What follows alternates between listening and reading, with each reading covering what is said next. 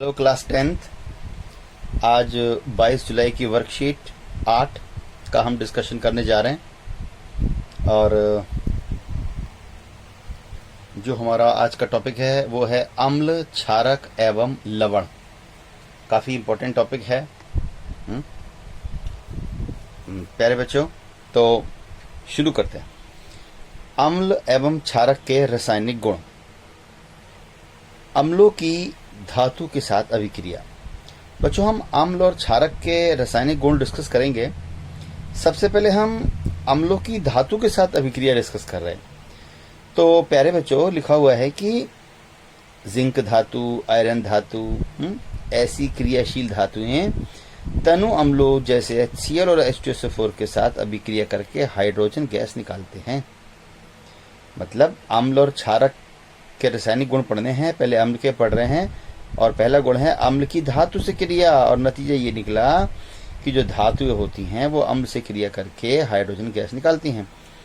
शब्द समीकरण देखो, धातु प्लस अम्ल इज इक्वल टू लवण प्लस हाइड्रोजन।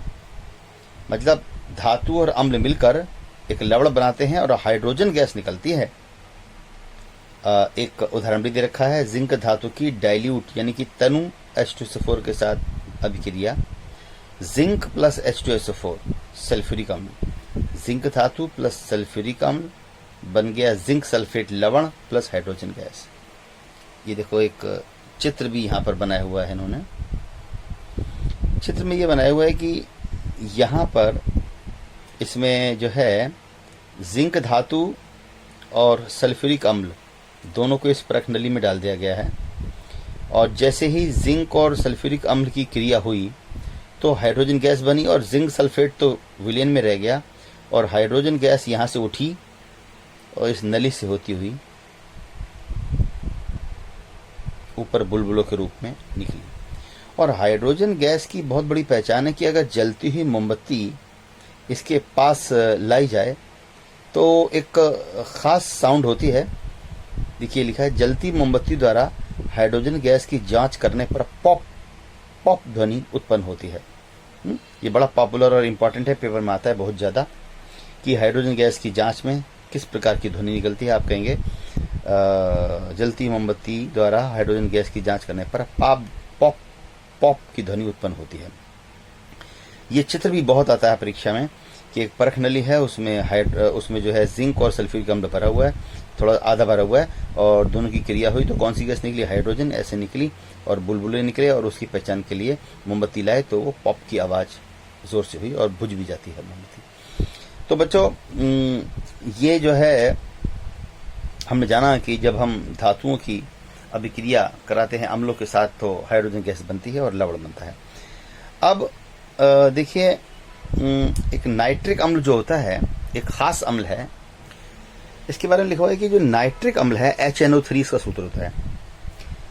नाइट्रिक अम्ल HNO3, जैसे सल्फ्यूरिक अम्ल होता है H2SO4, H2SO4 सल्फ्यूरिक अम्ल, HCl हाइड्रोक्लोरिक अम्ल, हाइड्रोक्लोरिक अम्ल, सल्फ्यूरिक अम्ल, और यह है नाइट्रिक अम्ल। नाइट्रिक अम्ल की खास बात होती है कि यह अम्ल जो होता है केवल मैग्नीशियम Mg और मैग्नीज Mn इनके संग तो हाइड्रोजन गैस बनाता है और बाकी किसी भी धातु के संग हाइड्रोजन गैस नहीं देता। मतलब कि इसकी स्पेशल फीचर है। क्या समझे बच्चों? मतलब ये कि सभी धातुएं अम्ल के साथ क्रिया करके लवण और हाइड्रोजन गैस बनाती हैं, है ना।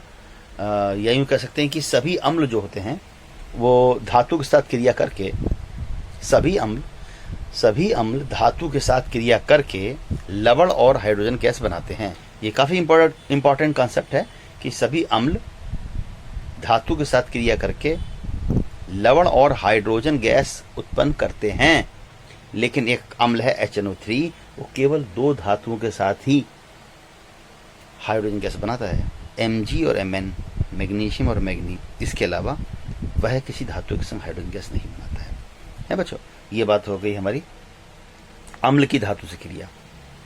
अब यहाँ आते हैं, इसी बात को थोड़ा सा और इन्होंने शॉर्टकट में समझाया है और कुछ और बातें बताई हैं। देखो क्या बताया है। इन्होंने बताया कि जब कोई धातु तनु अम्ल के साथ अभिक्रिया करता है तो लवण और हाइड्रोजन गैस निष्कासित होते हैं, वो तो लिखा ही हुआ है हमने। जितनी अधिक क्रियाशील धातु होती है, जैसे सोडियम, मैग्नीशियम, एल्यूमिनियम, कैल्शियम क्रियाशील धातुएं हैं, उतनी ही तीव्र रासायनिक क्रिया होती है, उतनी तेजी से हाइड्रोजन गैस निकलती है।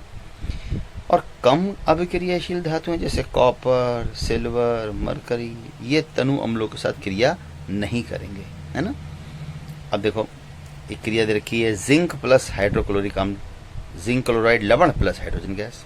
यानी कि बात का सार वही है कि धातु प्लस अम्ल, लवण प्लस हाइड्रोजन। अब यहां पर उन्होंने अब क्षारक की भी बात करी है। जैसे अम्ल जो होते हैं वो धातुओं से क्रिया करके हाइड्रोजन गैस बनाते हैं, ऐसे ही क्षारक भी बच्चों धातुओं के साथ क्रिया करके हाइड्रोजन गैस बनाते हैं। प्रबल क्षारक क्रियाशील धातु के साथ क्रिया करके हाइड्रोजन गैस निष्कासित करते हैं। जैसे जिंक प्लस सोडियम हाइड्रोक्साइड क्षारक बन गया sodium zincate, Na2ZnO2, Na2ZnO2 sodium zincate plus hydrogen. बहुत इंपॉर्टेंट है, पेपर में आने वाली क्रिया ही है। जिंक धातु की सोडियम हाइड्रोक्साइड से क्या क्रिया होती है। तो नतीजा ये हुआ कि अम्ल और क्षारक दोनों ही धातु के साथ क्रिया करके हाइड्रोजन गैस निकालते हैं। कुछ इसमें जो है एक्सेप्शंस भी हैं, वो डिस्कस हो चुके हैं। अब बच्चों अब हम एक और टॉपिक आज इसमें ले रहे हैं। इसमें कहा गया है कि जो है अभी जैसा कि हमने देखा था कि अम्ल की क्रिया, क्षार की क्रिया धातुओं के साथ, अब हम देखेंगे कि अम्ल की क्रिया धात्विक ऑक्साइड के साथ या अम्ल की क्रिया धातुओं के जो ऑक्साइड होते हैं ना उनके साथ, अम्ल की क्रिया धात्विक ऑक्साइड के साथ और क्षारक की क्रिया अधात्विक ऑक्साइड के साथ। अब देखिए अम्ल की क्रिया धात्विक ऑक्साइड के साथ, क्योंकि धात्विक ऑक्साइड क्षारीय होता है बच्चों। असल में क्रिया अम्ल और क्षार की होती है। अम्ल की क्रिया होती है धात्विक ऑक्साइड से, धात्विक ऑक्साइड क्षारीय होता है। क्षारक की क्रिया होती है अधात्विक ऑक्साइड से, अधात्विक ऑक्साइड अम्लीय होता है। तो पहले ये लेते हैं, अम्ल की क्रिया धातु से होती है। अगर मैं आपसे एक सवाल पूछूं चलो कि अम्ल की क्रिया जब धातु से होती है तो कौन सी गैस निकलती है, तो आपका होगा हाइड्रोजन। अब मैं आपको बता रहा हूं अम्ल की क्रिया जब धातु से नहीं बल्कि धातु के ऑक्साइड से होती है, जो कि क्षारीय ऑक्साइड है, तो बच्चों लवण और जल बनते हैं। हाइड्रोजन गैस नहीं बनती, जल बनते हैं। मतलब अम्ल की क्रिया धातु से तो हाइड्रोजन गैस निकलेगी और लवण बनेगा, लेकिन जब अम्ल की क्रिया धातु के ऑक्साइड से होगी तो बच्चों इसमें लवण तथा जल बनते हैं। यह एक प्रकार की उदासीन अभिक्रिया है। धात्विक ऑक्साइड प्लस अम्ल, लवण प्लस जल। कैल्शियम ऑक्साइड धातु का ऑक्साइड है, कैल्शियम ऑक्साइड प्लस हाइड्रोक्लोरिक अम्ल, कैल्शियम क्लोराइड प्लस जल।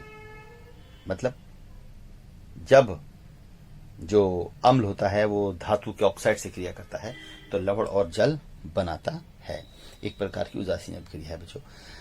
अम्ल जो है वो धातु के ऑक्साइड से क्रिया करता है, वहीं क्षारक अधात्विक ऑक्साइड से क्रिया करता है। देखिए क्षारक अधात्विक ऑक्साइड से क्रिया करता है जो अम्लीय होते हैं।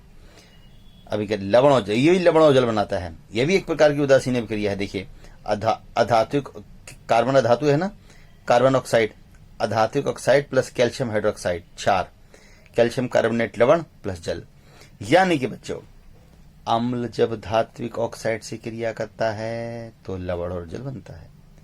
क्षारक जब अधात्विक ऑक्साइड से क्रिया करता है तो भी लवण और जल बनता है। ये जो है अधात्विक ऑक्साइड की क्षार से क्रिया की समीकरण है, ये धात्विक ऑक्साइड की अम्ल से क्रिया के समीकरण है। तो ये आज का डिस्कशन था और आज अब हम डिस्कस करते हैं 4 सवाल। पहला सवाल इसके अंदर देखिए, पहला सवाल देखिए बच्चों, आयरन, मैग्नीशियम, कैल्शियम की हाइड्रोक्लोरिक अम्ल और सल्फ्यूरिक अम्ल के साथ रासायनिक अभिक्रिया लिखो। तो बच्चों एक अभिक्रिया यहां दी हुई है Zn की, Zn प्लस H2SO4 बन गया ZnSO4 प्लस H2। अब तुम Zn की जगह ले लेना क्या, Fe, Mg और Ca। जैसे Mg लिया तो हो जाएगा Mg प्लस H2SO4 तो MgSO4 प्लस H2। ऐसे ही FeSO4 प्लस H2। तीसरा है कैल्शियम, है ना, ऐसी कैल्शियम सल्फेट बन जाएगा, है ना। ऐसे ही तुम जैसे सल्फ्यूरिक अम्ल से क्रिया कराई ऐसे ही हाइड्रोक्लोरिक अम्ल से क्रिया करा देना है। तो कुल तुम्हें क्रिया लिखनी पड़ेंगी 6। एक तो इसकी H2SO4 से, और फिर इसकी HCl से, जैसे ये HCl है ना। तो इसकी क्रिया लिखना बच्चों। अगला सवाल है, कॉपर की नाइट्रिक अम्ल के साथ अभिक्रिया करने पर हाइड्रोजन गैस उत्पन्न होती है। अपने उत्तर की पुष्टि कीजिए। कॉपर की नाइट्रिक अम्ल के साथ क्रिया करने पर हाइड्रोजन गैस उत्पन्न होती है, गलत है, क्योंकि नाइट्रिक अम्ल तो केवल 2 धातुओं के संग हाइड्रोजन गैस उत्पन्न करता है, मैग्नीशियम और मैग्नीज, और किसी धातु के संग ये गैस नहीं बनाता। तो ये कथन गलत है। कॉपर की नाइट्रिक अम्ल के साथ क्रिया करने पर हाइड्रोजन गैस उत्पन्न होगी, आप कहेंगे नहीं होगी, क्योंकि कॉपर के संग वो क्रिया नहीं करता, बल्कि केवल Mg और Mn के संग क्रिया करके हाइड्रोजन गैस बनाता है बच्चों। यहाँ पे लिखा हुआ भी है, किसी धातु के संग हाइड्रोजन गैस नहीं देता सिवाय Mg और Mn के। अब बच्चों अगला है, क्या होगा यदि एल्युमिनियम सोडियम हाइड्रोक्साइड की अभिक्रिया करेगा। यह रासायनिक अभिक्रिया को भी लिखिए। एल्युमिनियम की सोडियम हाइड्रोक्साइड, जैसे यहाँ पर देखिए NaOH है ना, सोडियम हाइड्रोक्साइड, जिंक रिएक्शन कर रहा है, जिंक के बजाय एल्युमिनियम ले लेना। यहाँ पर सोडियम जिंकेट बना है, वहां पर सोडियम एल्यूमिनेट बन जाएगा। थोड़ी गूगल की हेल्प लेना। अच्छा, हम किस प्रकार कह सकते हैं कि धातु के ऑक्साइड क्षारीय प्रकृति के होते हैं। तो बच्चों धातु के ऑक्साइड क्षारीय प्रकृति के होते हैं क्योंकि धातु का ऑक्साइड अम्लों से क्रिया करके जो है लवण और जल बनाते हैं, इसलिए वो क्षारीय प्रकृति के होते हैं। क्या आपने कभी गौर किया कि आपकी माँ अचार और चटनी धातु के बर्तन में क्यों नहीं रखती? क्योंकि अचार और चटनी में होती है अम्ल होते हैं। अम्ल जो है अगर आप किसी धातु के बर्तन में रखेंगे तो धातु अम्लों से क्रिया करके हाइड्रोजन गैस बना देती है और अचार खराब हो जाएगा बच्चों, इसलिए नहीं रखते हैं। Thank you. अच्छे से करके प्रश्न उत्तर भेजना ग्रुप में।